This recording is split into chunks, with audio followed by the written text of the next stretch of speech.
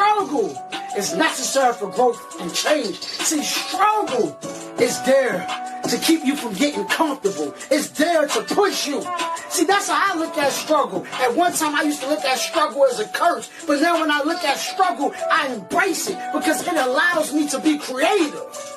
Come on now. Peace, peace, peace, peace, peace, peace, peace, peace, peace, peace, peace. It's Andrew the Promised Child once again, and welcome to another episode of the My Stylevation, My Style Speaker Show. Make sure you subscribe, like, share, leave a comment below. Now let's get right to the message, right? Today's message is stop doubting yourself.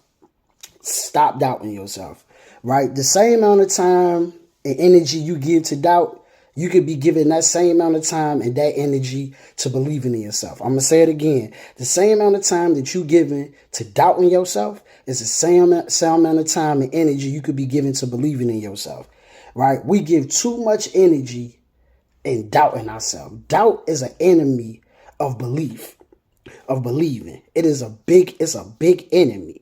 But both of them takes the same amount of energy. They take the same amount of energy, the same amount of time. So instead of you saying, hey, I can't do this, I can't do that, say, you know what, let me get up and go do this. So if you want to start a YouTube, instead of doubting yourself because you don't believe people going to watch your video, you want to start a clothing line, instead of you believing people not going to buy your clothes because a lot of other people got clothing lines, instead of you giving your energy, just start the YouTube channel. Just start the clothing line.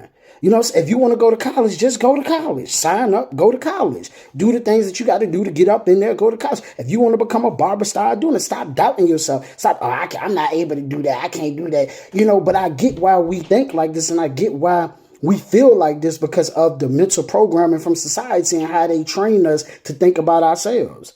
You know, from childhood, they installed doubt in us. They installed fear in us. They made us feel like, yo, if you ask a question, if you fail, something is wrong with you. And you know what I mean? Like, oh no, and you got to be perfect and you got to know everything and all this craziness. And they installed that in us. Like it's in us. So now we always second guessing what we doing. And we got to stop second guessing.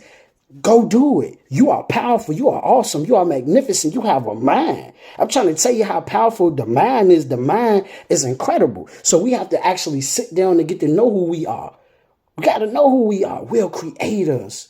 We are creators. Like we can manifest and bring anything into reality. Humans are creators. All of us are, not just some of the population.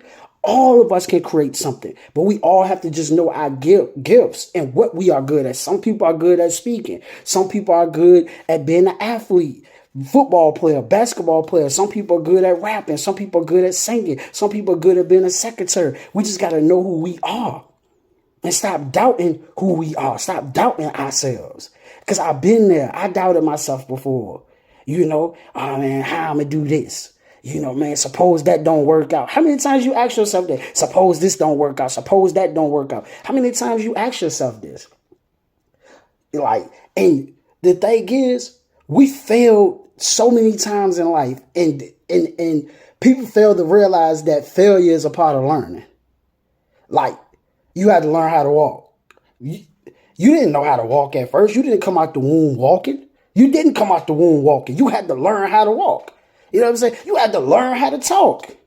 In the environment that you was born in, whether you were speaking Spanish, whether you were speaking Chinese, whether you speaking English, you had to learn that language. You had to learn it. And you didn't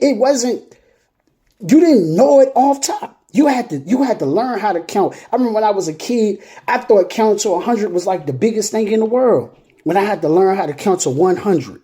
You know what I'm saying? Like the different words that I'm saying out my mouth right now, I had to learn how to say these words. They had to drill that into my mind. I had to keep imitating them to learn it. I had to learn how to ride a bike. Get off the bike, fall off the bike, get on the bike, fall off the bike, get on the bike, fall off the bike, get on the bike, fall off the bike, learn how to walk, fall. You know what I'm saying? I had to learn how to drive a car. You know, you didn't just learn how to drive a car overnight. So failure is a part of learning. Failure is a part of success. You have to understand that. Everything you had to do, you had to learn how to put on your shoes. You had to learn how to put on your pants. You had to learn how to put on your shirt. You had to learn how to put on the hat. You had to learn how to do these things. And you didn't learn these things overnight. It took time to learn it. That's what I'm telling you. So failure is a part of learning. Don't like